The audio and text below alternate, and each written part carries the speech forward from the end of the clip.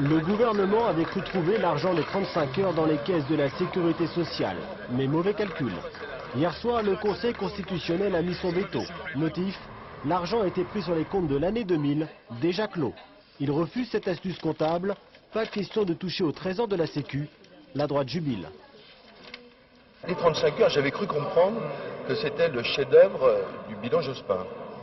C'était le grand truc. Bon. Là, on s'aperçoit que le chef-d'œuvre, il tourne à la bombe à retardement. Réaction immédiate cet après-midi de Elisabeth Guigou à l'Assemblée nationale. Pour elle, rien ne change sur le fond, il faut juste quelques adaptations.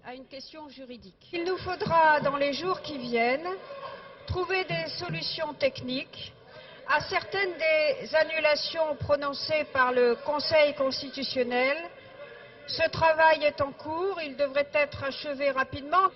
Et je voudrais vous rassurer immédiatement, monsieur le député, les 35 heures sont financées et seront financées. Ce n'est pas l'avis des partenaires sociaux qui n'ont cessé de s'insurger contre ces ponctions. Le patronat en tête, qui s'était même retiré il y a quelques mois de la gestion de la Sécu, refusant les façons de faire du gouvernement.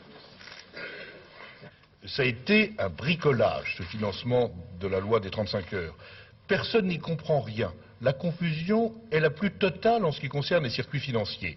Vous voyez bien qu'il n'y a pas possibilité aujourd'hui de considérer que les lois des 35 heures sont à la limite financées à court, moyen et long terme.